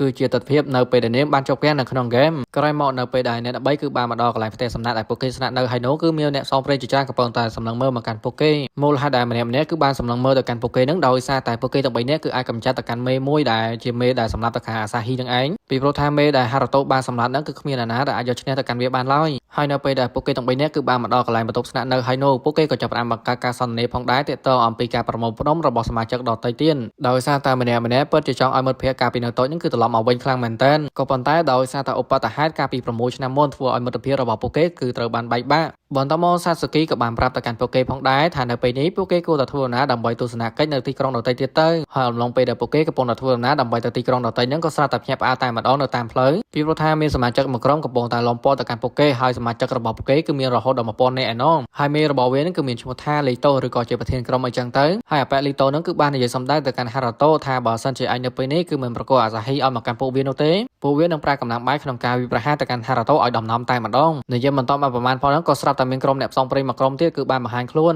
ហើយក្រុមបង្ហាញខ្លួនចុងក្រោយគេនេះគឺបានប្រាប់ដល់គណៈប៉ែលីតូផងដែរថានៅពេលនេះក្រុមរបស់ពួកឯងគួរតែដកថយទៅយើងគឺមិនចង់បង្កសង្គ្រាមជាមួយនឹងពួកឯងនោះទេនៅពេលនេះឯងគួរតែដកថយសិនទៅយើងគឺចង់មានពេលវេលាក្នុងការនិយាយគ្នាជាមួយនឹងក្រុមរបស់ហារ៉ាតូបន្តិចដំបូងឡើយអាប៉ែលីតូដូចជាមិនចង់ដកថយនោះទេក៏ប៉ុន្តែគិតចុះឡើងវាក៏បានសម្រេចចិត្តថាវានឹងដកថយបន្ទាប់ពីការដកថយរបស់ក្រុមអាប៉ែលីតូហើយនោះអាប៉ែម្នាក់ហ្នឹងក៏បានចូលទៅជួបជាមួយនឹងក្រុមរបស់ហារ៉ាតូផងដែរហើយអាប៉ែម្នាក់ហ្នឹងក៏បានណែនាំអំពីខ្លួនឯងផងដែរតែគាត់គឺមានឈ្មោះថា Angela ជាពិសេសគឺជាមេដឹកនាំរបស់ក្រុម Breeze មូលហេតុដែល Angela គឺចង់និយាយគ្នាជាមួយនឹង Haruto នោះក៏គ្រាន់តែចង់សហការគ្នាជាមួយនឹង Haruto មូលហេតុដែលជាចម្បងហ្នឹងគឺជាអាសាហ៊ីនឹងឯងហើយគាត់ក៏បានប្រាប់ទៅកាន់ Haruto ថាវត្តមានរបស់អាសាហ៊ីនៅក្នុងហ្គេមមួយនេះគឺពិតជាបង្កបញ្ហាខ្លាំងមែនទែនពីព្រោះថានៅថ្ងៃអនាគតអាសាហ៊ីគឺអាចបំផ្លាញអំពីពិភពហ្គេមមួយនេះបានឬក៏អាចបានថាអាសាហ៊ីគឺជាស្លឹកវាជោគើបើទោះបីជាយ៉ាងណាក៏ដោយ Haruto នៅពេលហ្នឹងក៏បានបដិសេធនឹងសំណើរបស់ Angela ក៏បានថាអ្វីនោះដែរមុនពេលដែលគាត់បានចែកចាយហ្នឹងគាត់នៅតែបន្តប្រមានប្រាប់ទៅកាន់ Haruto អញ្ចឹងថាអាសាហ៊ីគឺជាស្លឹកវាជោគើត្រូវតែប្រុងប្រយ័ត្នហើយបញ្ហារបស់ Haruto ដែលកំពុងតែជួបប្រទះហ្នឹងគឺបានលេចលឺមកដល់កន្លែង Mikado ហើយ Mikado ក៏នៅតែប្រកាន់ភ្ជាប់អញ្ចឹងថាគាត់គឺត្រូវតែការពារទៅកាន់អាសាហ៊ីឲ្យតទៅបានសាច់រឿងក៏កាត់បង្ហាញនៅក្នុងពិភពពិតនៅវិញយើងក៏បានકહેថា Sasuke នៅពេលនេះកំពុងតែរងចាំទៅកាន់ Haruto ពីព្រោះថានៅថ្ងៃនេះពួកគេគឺមាន date ជាមួយគ្នាអីចឹងណាក៏ប៉ុន្តែវាខុសពីការរំពឹងទុករបស់ Sasuke ពីព្រោះថា Haruto ក៏គ្រាន់តែប្រវល់ Sasuke ដើម្បីមកទិញឧបករណ៍ហ្គេមមួយចំនួនតែប៉ុណ្ណោះអញ្ចឹងហើយធ្វើឲ្យ Sasuke នេះចាប់ផ្ដើមងើឡើងខ្ទើតែម្ដងដាក់ទៅកាន់ Haruto ក៏ប៉ុន្តែស្រាប់តែផ្លាស់ប្ដូរ360 degree តែម្ដងបន្ទាប់ពី Haruto គឺបានប្រពន្ធនាងដើម្បីទៅញ៉ាំអាហារថៃត្រង់ជាមួយគ្នាមិនយូរប្រហែលពួកគេទាំងពីរនាក់គឺបានមកដល់កន្លែងភោជនីយដ្ឋានមួយកន្លែងហើយដើម្បីអង្គុយញ៉ាំអីចឹងណាលក្ខណៈគូស្នេហ៍អីចឹងទៅនៅពេលហ្នឹង Haruto គឺបានប្រាប់ទៅកាន់ Sasuke ផងដែរថាគាត់ពិតជាពិបាកតាក់ទងទៅកាន់កន្លែងមែនទែនគាត់គឺបានព្យាយាមទៅហើយមិនថាឆាមិនថាអ៊ីមែលនោះទេក៏ប៉ុន្តែនៅតែមិនអាចតាក់ទងបានដូច្នោះហើយ Sasuke គឺបានប្រាប់ទៅកាន់ Haruto តែម្ដងថាចាប់តាំងពីឧបទ្ទហេតុការពី6ឆ្នាំនោះនៅសម័យគឺបានផ្លាស់ប្ដូរសាលារៀនដើម្បីទៅរៀនសាលាផ្សេងរីឯកន្លែងវិញគឺបានទៅរៀននៅក្រៅប្រទេសហើយនោះហើយចាប់តាំងពីពេលនោះមកនេះគឺមិនអាចឃើញទៅកាន់វត្តមានរបស់ពួកគេទាំងពីរនាក់ទៀតទេនិយាយចឡើង Haruto គាត់ចាប់ផ្ដើមនិយាយរំលឹកតាក់ទងអំពីអាសាហ៊ីដោយសារតែនៅពេលនេះ Haruto ក៏ពិតជាបារម្ភទៅកាន់អាសាហ៊ីមែនទែនពីព្រោះថានេះមិនអាចចាក់ចេញអំពីហ្គេមបានឡើយអាកប្បបារម្ភទៅកាន់អាសាហ៊ីខ្លាំងពេកនោះធ្វើឲ្យ Sasuke គឺចាប់ផ្ដើមមានអារម្មណ៍ថាចំណានទៅកាន់អាសាហ៊ីតែម្ដងពីព្រោះថាចុះរបស់ Sasuke នេះបានឆ្លាញ់ទៅកាន់ Haruto ក៏ប៉ុន្តែនេះឲ្យបានបង្ហាញនោះទេហើយក៏បានប្រាប់ទៅកាន់ Haruto ដែរក៏ប៉ុន្តែនៅពេលដែល Haruto គាត់និយាយតាក់ទងអំពីអាសាហ៊ីបើជា Sasuke នេះគឺចាប់ផ្ដើមមានអារម្មណ៍ថាអន់ចិត្តជាមួយនឹង Haruto តែម្ដងយ៉ាប់ហ្មងចាយឆ្លាញ់គេហេតុអីបានជាមិនសារភាពភ្លាមហេតុអីបានជាទៅប្រច័ណ្ឌបែបហ្នឹងគ្នាមិនតន់ដឹងអីផងហ្នឹងអញ្ចឹងបានគេនិយាយថាចិត្តមនុស្សស្រីគឺមិនអាចស្មានបានទេបន្តមកទៀតនៅពេលដែល Haruto គឺបានចូលទៅក្នុងហ្គេមក៏បានជួបប្រទះជាមួយនឹង Asahi ហើយនឹង Sasuke ហើយក៏គឺបានសង្កេតឃើញថា Sasuke នៅពេលនេះនាងនៅតែបន្តអន់ចិត្តជាមួយនឹងគាត់ដដែលឬក៏ងក់ងជាមួយគាត់អីចឹងទៅដើម្បីបបាយប្រធានបទក្នុងការនិយាយ Asahi ក៏បានប្រាំទៅកាន់ពួកគេទាំងពីរនាក់ផងដែរនៅថ្ងៃនេះពួកគេគួរតែធ្វើដំណើរដើម្បីទៅកន្លែងប៉មនៃឋានសួគ៌តែម្ដងទៅមិនយូរប្រហែលពួកគេទាំង3នាក់គឺបានមកដល់កន្លែងខ្លោងទ្វារនៃប៉មឋានសួគ៌ហើយគ្រាន់តែចូលទៅដល់ភ្លាម Haruto គឺបានប្រើស្នាដៃរបស់គាត់ក្នុងការកម្ចាត់ទៅកាន់សត្វបិសាចបានសម្រាញ់បើតាមឯមេសង្កេតមើលទៅបិសាចនៅក្នុងហ្គេមនោះដូចជាមិនសូវខ្លាំងអីប្រហែលទេដូចជាលួយដល់ហើយរួចមកទៀតពួកគេទាំង3នាក់គឺបានមកដល់កន្លែងមេធំហើយដែលជាមេគេនឹងឯងមេដែលស្ថិតនៅប៉មនៃឋានសួគ៌គឺមិនមែនជាលក្ខណៈបិសាចអីនោះទេគឺជាមនុស្សយន្តអញ្ចឹងហើយ Haruto នៅពេលនោះក៏គាត់មិនចាំយូរដែរក៏បានដោតដៃរបស់គាត់ក្នុងការកាប់ដៃរបស់មនុស្សយន្តនឹងតែម្ដងរីឯ Sasuke នៅវិញនេះក៏បានប្រើប្រាស់វេទមន្តភ្លើងរបស់នាងក្នុងការបាញ់សម្ដៅទៅកាន់មនុស្សយន្តផងដែរក៏ប៉ុន្តែវេទមន្តភ្លើងរបស់ Sasuke គឺមិនអាចដកទៅកាន់វាបានយូរនោះទេដែលវាគឺមានសមត្ថភាពក្នុងការបញ្ចេញផ្សែងពុលនឹងឯងកណ្ណាពេលដែល Sasuke នេះគឺមិនប្រុងប្រយ័ត្នក៏ត្រូវបានមនុស្សយន្តគឺចាប់ផ្ដើមទាញជើងរបស់នាងទៅតែម្ដងដែលធ្វើឲ្យជើងរបស់ Sasuke នៅពេលនោះគឺមិនអាចកម្រើកបានឡើយដោយសារតែជាប់ស្តាន់នៅពេលដែលឃើញដូចឆ្នោ Haruto ពិតជាបារម្ភទៅកាន់ Sasuke មែនទែនហើយក៏បានប្រាប់ទៅកាន់កញ្ញា Asahi ឲ្យទៅជួយមើលទៅកាន់ Sasuke បន្ទាប់ពីគាត់បានប្រាប់ទៅកាន់អាសាហ៊ីហើយនោះក៏បានចាំយូដាក៏បានប្រាស្រ័យដែររបស់គាត់ក្នុងការបញ្ចប់ជីវិតរបស់មនុស្សយន្តនឹងបានសម្រេចបន្ទាប់ពីហារ៉ូតូគឺបានកម្ចាត់ទៅកាន់មនុស្សយន្តនឹងបានសម្រេចហើយនោះហារ៉ូតូក៏ចាប់ផ្ដើមនិយាយសម្ដែងទៅកាន់សាសាគីថានាងមានបញ្ហាអីអត់នៅពេលនេះហ៎សាសាគីគឺបានតតទៅវិញផងដែរថានាងមិនអីនោះទេអំបញ្ញមិញនេះនាងគ្រាន់តែធ្វើប្រហែលតែបន្តិចតែប៉ុណ្ណោះនៅទីបំផុតពួកគេទាំង3នាក់គឺឡើងមកដល់កន្លែងកំពូលប៉មនៃឋានសួគ៌ហើយធ្វើឲ្យអាសាហ៊ីគឺពិតជាមានអារម្មណ៍ថាសប្បាយចិត្តមែនទែនដោយសារតែនាងគឺអាចមើលឃើញអំពីទស្សនវិជ្ជានៅខាងក្រោមបានគណៈពេលហ្នឹងអាសាហ៊ីគឺបានឆែកមើលទៅកាន់កាបូបនៅក្នុងហ្គេមរបស់នាងក៏ស្រាប់តែភ្ញាក់ផ្អើលតែម្ដងដោយសារតែនៅពេលនេះនាងគឺទទួលបានអាត្បូងពណ៌ក្រហមនឹងមួយទៀតហើយក៏ប៉ុន្តែនាងពិតជាឆ្ងល់មែនទែនអាត្បូងមួយហ្នឹងគឺជាអ្វីទៅឆ្ងល់មិនតមកប្រមាណផងក៏ស្រាប់តែអាត្បូងមួយហ្នឹងគឺត្រូវបានធ្លាក់ទៅក្នុងដៃរបស់មីកាដូ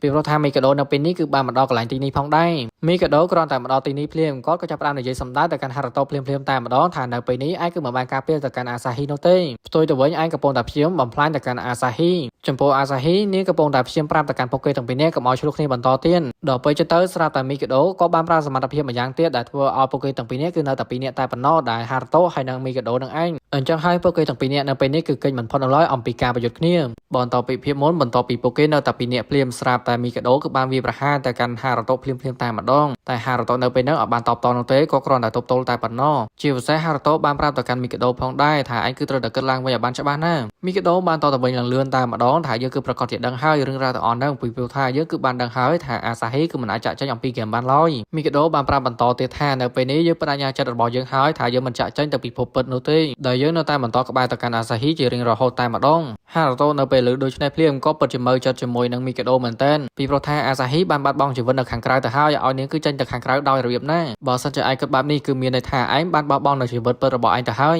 យនៅពេលហ្នឹងពួកគេទាំងពីរនាក់គឺនិយាយគ្នាមិនចូលគ្នានោះទេដូច្នោះហើយពួកគេក៏ចាប់ប្រាកំដាប់ដៃវាយគ្នាតែម្ដងក៏ប៉ុន្តែភ្លាមDimension របស់មីកាដូគឺត្រូវបានផ្សាយភ្លាមតែម្ដងដោយសារតែនោះគឺជាថ្វីដៃរបស់សាស៊ូគីជាពិសេសមីកាដូនៅពេលហ្នឹងគឺបានឃើញថាអាសាហ៊ីនៅពេលនេះកំពុងតែភ្ជង់កំភ្លើងមកកាន់គាត់ទៀតចំពោះអាសាហ៊ីបាននិយាយសម្ដៅទៅកាន់មីកាដូថាបើសិនជាលោកនៅតែបន្តវាប្រហារទៅកាន់ហារ៉ូតូទៀតនោះនាងមិនអត់ទោសឲ្យទៅកាន់មីកាដូនោះទេដែលហេតុនេះហើយមីកាដូបានសម្រេចចិត្តគឺដកថយក៏ប៉ុន្តែមុនពេលដែលគាត់បានចាក់ចេញទៅហ្នឹងក៏បានប្រមានប្រាប់ទៅកាន់សាស៊ូគីផងដែរសាស៊ូគីនាងកំភ្លេចណាពួកគេទាំងពីរនាក់គឺមានកិច្ចព្រមព្រៀងជាមួយគ្នាហើយនោះគឺជាផលប្រយោជន៍រួមតែប៉ុណ្ណោះភ្លាមស្រាប់តែអាសាហ៊ីបានសួរទៅកាន់មីកាដូតាក់ទងអំពីកន្លែងនិងណូសូមីថាមីកាដូនឹងគឺមានដឹងតាក់ទងអំពីណូសូមីហើយនិងកន្លែងដែរឬទេចម្លើយរបស់មីកាដូក៏បានតបថាគឺគាត់មិនដឹងនោះទេបន្ទាប់ពីប្រាប់ហើយមីកាដូបាន teleport ដើម្បីចាក់ចេញបាត់ទៅបន្ទាប់ពីការចាក់ចេញរបស់មីកាដូនោះស្រាប់តែសាស៊ូគីនៅពេលនោះនាងគឺបានចាក់ចែងអំពីហ្គេមដូចគ្នាសាច់រឿងក៏កើតបង្ហាញនៅពេលដែលមីកាដូគឺបានមកដល់កន្លែងទីស្នាក់ការរបស់គាត់វិញហើយស្រាប់តែអ្នកក្រមមករបស់គាត់ក៏បានមកប្រាប់គាត់ថាខណៈពេលនេះក្រុមរបស់អាប៉ែ Angela ហើយនិងអាប៉ែ Lito គឺបានមកដល់ទីនេះហើយក៏ប៉ុន្តែយើងមិនទាន់ដឹងនោះទេថាក្រុមទាំងពីរហ្នឹងគឺបានមកជួយជាមួយនឹងមីកាដូដើម្បីអ្វីត្រឡប់មកកន្លែងហារ៉ូតូជាមួយនឹងអាសាហ៊ីនៅវិញនៅពេលនេះពួកគេកំពុងតែប្រួយរាំទៅកាន់សាស៊ូគីដោយសារតែទង្វើឬក៏អត្តចរិតរបស់សាស៊ូគីនៅពេលនេះគឺចាប់ផ្ដើមប្លែកៗតាំងពីម្សិលមិញមកម្ល៉េះបើទោះបីជានៅថ្ងៃនេះអត់មានវត្តមានរបស់សាស៊ូគីក៏ដោយក៏ប៉ុន្តែអ្នកទាំងពីរនៅតែបន្តធ្វើដំណើរទៅភូមិមួយកន្លែងដើម្បីស្វែងរកទាក់ទងអំពីព័ត៌មានរបស់កន្លែងហើយនិងណូសូមីឃើញលោកកន្លែងហើយនិងណូសូមីគឺបានត្រឡប់មកលេងហ្គេមវិញអញ្ចឹងណាហើយបើទោះបីជាអ្នកទាំងពីរបានស្វែងរកយ៉ាងណាក៏ដោយក៏ប៉ុន្តែនៅតែរកមិនឃើញបន្តមកគណៈពេលដែលពួកគេទាំងពីរនាក់កំពុងតែអង្គុយលេងសោកៗហ្នឹងក៏ស្រាប់តែសាស៊ូគីនេះគឺបានបង្ហាញខ្លួនភ្លាមតែម្ដងដែលនាងបានធ្វើការសុំទោសទៅកាន់ពួកគេទាំងពីរនាក់ដែលធ្វើឲ្យពួកគេហ្នឹងគឺបានចាំយូរអាសាហ៊ីគ្រាន់តែឃើញសាស៊ូគីភ្លាមពិតជាបារម្ភទៅកាន់សាស៊ូគីមែនទែនដូច្នោះនាងក៏បានព្យាយាមសួរទៅកាន់សាស៊ូគីទាក់ទងអំពីអារម្មណ៍របស់នាងកាលពីម្សិលមិញថាអត្តចរិតរបស់សាស៊ូគីគឺតែងតែប្លែកៗរហូតតែម្ដងសាស៊ូគីបានតបថានាងមិនអីនោះទេអញ្ចឹងហើយកុំឲ្យបារម្ភពីនាងអីបន្តមកទៀតយើងក៏បានគិតថានៅពេលនេះពួកគេទាំងពីរនាក់កំពុងតែធ្វើដំណើរដើម្បីទៅទីក្រុងមួយទៀតហើយអ្នកដើម្បីគឺពិតជាឆ្ងល់មែនទែនថាហេតុអីបានជានៅថ្ងៃនេះផ្លូវដែលពួកគេតែងតែធ្វើដំណើរនោះគឺចូលអាប់ខ្លាំងម្ល៉េះឆ្ងល់បន្តមកប្រហែលផងក៏ស្រាប់តែផ្ទាំងជូនដំណឹងរបស់សាស៊ូគីគឺបានបញ្ចេញឲ្យមើលតែម្ដងថានៅពេលនេះកំពុងតែមានបញ្ហាហើយដែលនៅទីនេះគឺមានវត្តមានរបស់មនុស្សចំនួន100នាក់ឯណោះ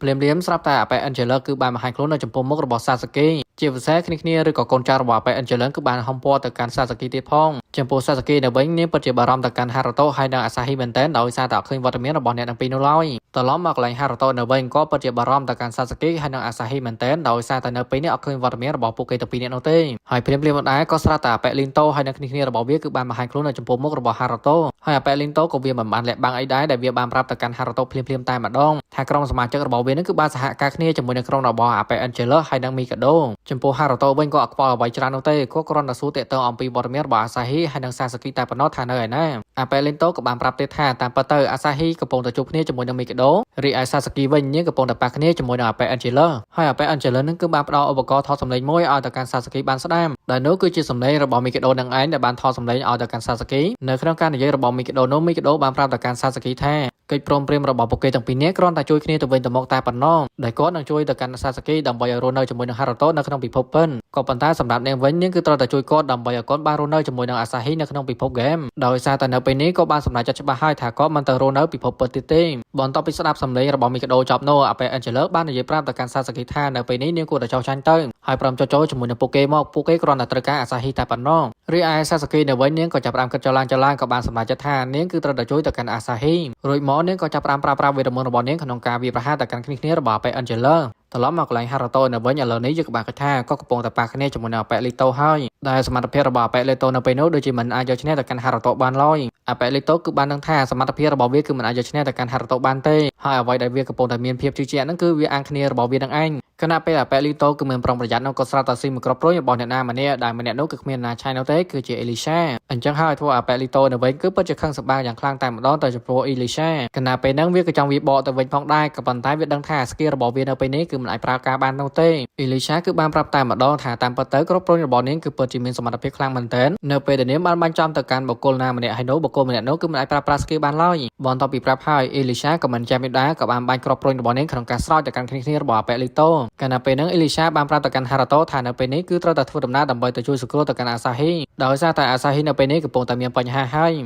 ត្រឡប់មកកន្លែងអាសាហ៊ីនៅវិញនាងកំពុងតែសួរទៅកាន់មីកាដូថាហេតុអីបានជាមីកាដូបានធ្វើបែបនេះនាងគឺមិនចង់ឲ្យមីកាដូបានបន្តសកម្មភាពបែបហ្នឹងបន្តទៀតទេពីព្រោះថាគោលបំណងរបស់នាងគ្រាន់តែស្ដារឡើងតាក់ទងអំពីសមាជិកក្រុមរបស់ពួកគេចាស់តែប៉ុណ្ណោះដែលជាក្រុមស៊ូបារូនឹងឯងមីកាដូបានតបថាគឺមិនអាចនោះទេបន្ទាប់មកមីកាដូក៏គាត់បានចាំយីដែរក៏បានបង្កើតគ្រីស្តាល់ក្នុងការឃុំទៅកាន់អាសាហ៊ីជាពិសេសក៏ថែមទាំងបញ្ចេញអាប់ពុលផងដែរដើម្បីឲ្យនាងគឺបានសម្លំគ្រាន់តែអាសាហ៊ីត្រូវបានសម្លាប់ភ្លាមក៏ស្រាប់តែមានមនុស្ស4នាក់ចាប់យកទៅកាន់អាសាហ៊ីបើទោះបីជាមីកាដូបានហាមឃាត់កុំឲ្យប៉ះក៏ដោយក៏ប៉ុន្តែពួកនឹងគឺមិនស្ដាប់នោះទេនៅពេលហ្នឹងហើយមីកាដូក៏គាត់បានដឹងផងដែរថានៅពេលនេះសមាជិករបស់គាត់ត្រូវបានសណ្ដំដោយអ្នកណាម្នាក់មីកាដូក៏បានដឹងភ្លាមតែម្ដងថាសមត្ថភាពបែបនេះគឺគ្មានណាឆ្ងាយនោះទេគឺជាអាប៉ែអេនជេឡានឹងឯងដូច្នោះហើយមីកាដូក៏បានប្រើសមត្ថភាពក្នុងការលុបបំបាត់ក្នុងការគ្រប់គ្រងនឹងឯងបើទោះបីជាមីកាដូគឺអាចជួយសង្គ្រោះទៅកាន់គ្នារបស់គាត់យ៉ាងណាក៏ដោយក៏ប៉ុន្តែវត្តមានរបស់អាសាហ៊ីត្រូវបានចាប់យកទៅហើយដែលនៅពេលនេះក៏មិនអាចទៅជួយសង្គ្រោះទៅកាន់អាសាហ៊ីបាននោះទេបន្ទាប់ពីអេនជេឡាគឺបានចាប់ខ្លួនទៅកាន់អាសាហ៊ីបានសម្រេចហើយនោះយើងក៏បានគិតថាអាប៉ែលេនតូហើយនិងអាប៉ែអេនជេឡាបានសហការគ្នាក្នុងការបង្កើតហ្គេលមួយហើយហ្គេលដែលពួកវាទាំងពីរនាក់បានបង្កើតនោះគឺមានឈ្មោះថា Devon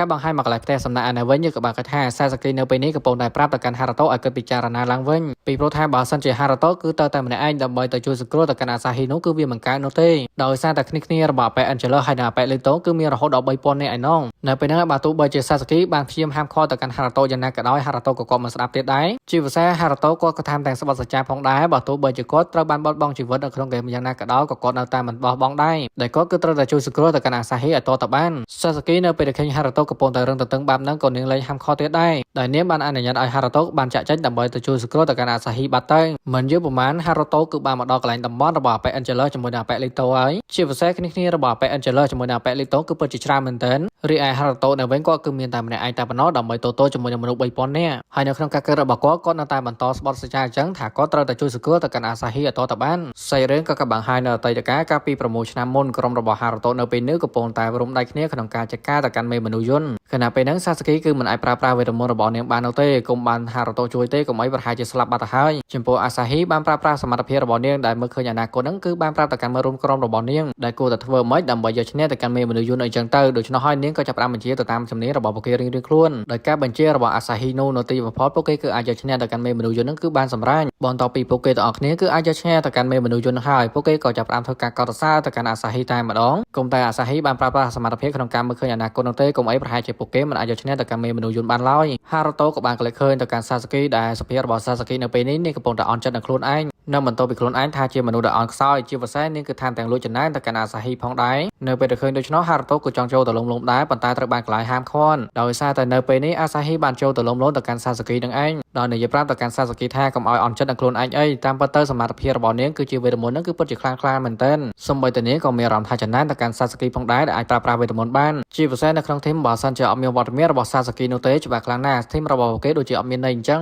ដោយការលំរបស់អាសាហ៊ីបានដឹងហើយធ្វើឲ្យសាសគីនៅពេលនោះបានស្ងប់ចិត្ត ជាពិសេសសាសាគីនិងអាសាហ៊ីក៏ចាប់ផ្ដើមនិយាយដាក់គ្នាតែម្ដងថាចាប់ពីពេលនេះទៅពួកគេគឺជាគូប្រជែងជាមួយគ្នាកាត់ចូលពេលបច្ចុប្បន្នវិញបន្ទាប់ពីសាសាគីនាងបានឃើញអំពីអតីតកាលរបស់នាងហើយនោះនាងក៏ចាប់ផ្ដើមផ្លាស់ប្ដូរចិត្តរបស់នាងដើម្បីទៅជួយសង្គ្រោះទៅកាន់អាសាហ៊ីជាមួយនឹងហារ៉ូតូដែរក៏ប៉ុន្តែមុនពេលដែលនាងបានទៅជួយសង្គ្រោះទៅកាន់ហារ៉ូតូនាងគឺបានទៅជួយជាមួយនឹងមីកាដូដែលនាងបានសួរទៅកាន់មីកាដូថានៅពេលនេះមីកាដូគឺមានកម្រងអ្វីដើម្បីទៅជួយអាសាហ៊ីមីកាដូបានតបថានៅពេលនេះក៏មិនតាន់ដឹងនោះទេដោយសារតែសមាជិករបស់អាប៉ែអេនជេឡូហើយនិងអាប៉ែលីតូនហ្នឹងគឺពិតជាច្រើនមែនទែនដូច្នោះហើយក៏មិនអាចដឹកនាំកូនចៅរបស់គាត់ឬក៏អ្នកក្រមមករបស់គាត់គឺចូលឆាយឆាយនោះទេអារបៀបថារៀបចំក្បួនឲ្យបានត្រឹមត្រូវហើយចាំចូលវាយអីចឹងណាមានអីស្រាប់តែសាសាគីបាននិយាយប្រាប់ទៅកាន់មីកាដូភ្លាមៗតែម្ដងថានៅពេលបច្ចុប្បន្ននេះហារ៉ូតូគាត់ទៅតែម្នាក់ឯងតែប៉ុណ្ណោះដើម្បីទៅទល់ជាមួយនឹងក្រុមអាប៉ែអេនជេឡូហើយនិងលីនតូដែលគោលដៅរបស់ហារ៉ូតូនៅពេលនេះគ្រាន់តែចង់ជួយសង្គ្រោះទៅកាន់អាសាហ៊ីតែប៉ុណ្ណោះអញ្ចឹងហើយនៅពេលនេះតាមីកាដូគឺយកព្រមទៅជាមួយនាងដែរទេដើម្បីធ្វើជាជំនួយឲ្យទៅកាន់ហារ៉ូតូពីព្រោះថានាងគឺមិនចង់ឲ្យហារ៉ូតូដែលជាសំណោចចិត្តរបស់នាងត្រូវបានបាត់បង់ជីវិតនៅក្នុងហ្គេមនោះទេម្យ៉ាងទៀតទង្វើរបស់ហារ៉ូតូនៅពេលនេះក៏ជាផលប្រយោជន៍ឲ្យទៅកាន់មីកាដូដូចគ្នាដោយសារតែអាសាហ៊ីគឺជាមនុស្សដ៏សំខាន់របស់មីកាដូក៏ប៉ុន្តែយើងមិនទាន់ដឹងច្បាស់នោះទេថាមីកាដូនៅពេលនេះបានសម្រេចចិត្តថាទៅជួយឬក៏អត់ដោយសាច់រឿងក៏កាប់បង្ហាញមកកន្លែងហារ៉ូតូនៅវិញយើងក៏បានគិតថាគាត់នៅពេលនេះពិតជាវេទនាមែនទែនក្នុងការតទល់ជាមួយនឹងមនុស្ស 3000 នាក់ហើយឥឡូវហ្នឹងគាត់បានបង្ក្រាបទៅកាន់មនុស្សចំនួន 1500 នាក់ហើយនៅសល់តែ 1500 នាក់ទៀតទ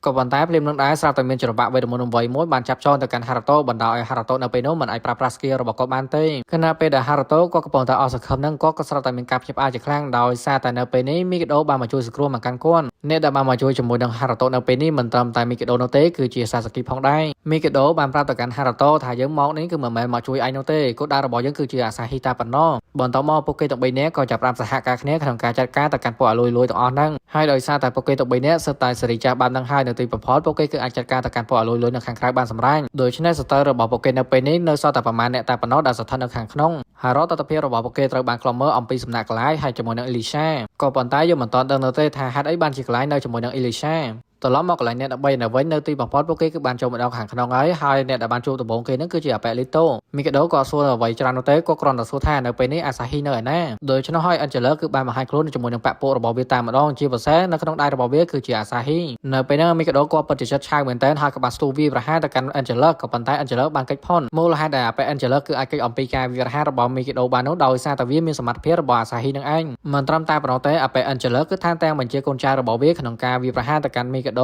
បើទោះបីជាមីកាដូនឹងគឺមានសមត្ថភាពក្នុងការ teleport យ៉ាងណាក៏ដោយក៏ប៉ុន្តែជាចុងក្រោយនៅតែគេចាប់បានដដែលនៅពេលដែលឃើញដូច្នោះហារ៉ូតូបានស្ទុះឡើងលឿនដើម្បីវាប្រហារទៅកាន់អាប៉ែលីនតូប៉ុន្តែអាប៉ែលីនតូគឺបានដឹងអំពីចរណារបស់ហារ៉ូតូហើយជាពិសេសស្នេហ៍តារបស់ហារ៉ូតូនៅពេលនេះដូចជាមិនអាចធ្វើអ្វីបានទៅកាន់អាប៉ែលីនតូតតសោះអញ្ចឹងហើយធ្វើឲ្យហារ៉ូតូក៏ពិតជាមានការភ្ញាក់ផ្អើលខ្លាំងមែនទែនស្របពេលដែលហារ៉ូតូក៏កំពុងតែជាប់ដៃជាមួយនឹងអាប៉ែលីនតូក៏ស្រាប់តែអាប៉ែអេនជេឡូបានបញ្ជាកូនចៅរបស់វាក្នុងការវាប្រហារទៅកាន់សាសាគីអញ្ចឹងហើយធ្វើឲ្យសាសាគីនាងក៏ចាប់ផ្ដើមមានអារម្មណ៍ថាដូចជាបាក់ទឹកចិត្តហើយក៏ចាប់ផ្ដើមបន្តពីខ្លួនឯងថាហេតុអ្វីបានជានាងនៅតែបន្តទង់ខ្សោយបែបនេះគណៈពេលដែលនាងកំពុងតែអន់ចិត្តនឹងខ្លួនឯងសោកៗហ្នឹងក៏ស្រាប់តែនឹកឃើញអំពីពាក្យសម្ដីដែលអាសាហ៊ីបានប្រាប់មកកាន់នាងថាចាប់តាំងពីពេលនេះទៅរវាងពួកគេទាំងពីរនាក់គឺជាគូប្រជែងជាមួយគ្នាហើយបន្ទាប់ពីនាងបាននឹកឃើញអំពីពាក្យសម្ដីរបស់អាសាហ៊ីដែលបាននិយាយប្រាប់មកកាន់នាងបែបហ្នឹងហើយធ្វើឲ្យនាងគឺកាន់តែមានកម្លាំងចិត្តសាសាគីនៅពេលហ្នឹងក៏មិនចាំយូរដែរក៏ចាប់ផ្ដើមប្រើប្រាស់សមត្ថភាពអាតូមេតរបស់នាងចុងក្រោយតែម្ដងហើយយើងបានឃើញថាម៉ាណារបស់សាសាគីនៅពេលនេះគឺពិតជាឡើងដល់លំដាប់មែនទែនជាពិសេសនេះគឺថែមទាំងមានសមត្ថភាពក្នុងការកោះហៅទៅកាន់ទេវតាចម្បាំងចំនួន6រូបផងដែរនិងបញ្ជាទេវតាចម្បាំងទាំង6រូបហ្នឹងគឺបានរួមបញ្ចូលគ្នាឲ្យខ្លាចទៅជារង្វង់វេទមន្តមួយហើយរង្វង់វេទមន្តមួយនោះគឺបានវាប្រហារទៅកាន់កូនចៅរបស់អាប៉ែអេនជេឡូគឺងាប់អស់លលីងហើយឥឡូវហ្នឹងដែរនៅខាងសត្រូវនៅសល់តែ2នាក់តែប៉ុណ្ណោះដែលជាអាប៉ែអេនជេឡូហើយនិងអាប៉ែលីនតូភ្លាមស្រាប់តែអាប៉ែអេនជេឡូគឺបានប្រើសមត្ថភាពអ្វីម្យ៉ាងដាក់ចូលទៅក្នុងរាងកាយរបស់អាប៉ែលីនតូដែលធ្វើឲ្យអាប៉ែលីនតូគឺបានប្រែរូបដូចខ្លាចទៅជាបិសាចដ៏កាយសាហាវមួយគ្រាន់តែការវាប្រហាររបស់អាប៉ែលីនតូពីចម្ងាយសោះធ្វើឲ្យហារ៉ូតូហើយនិងមីកាដូនៅពេលនោះពិតជាវេទនាមែនទែនស្របពេលនឹងដែរអាសាហ៊ីគឺបានភ្ញាក់ដឹងខ្លួនជាពិសេសនេះគឺបានឃើញអំពីទស្សនវិជ្ជាបានដឹងហើយក៏ចាប់ផ្ដើមផ្ដល់កម្លាំងចិត្តឲ្យទៅកាន់គ្នារបស់នាង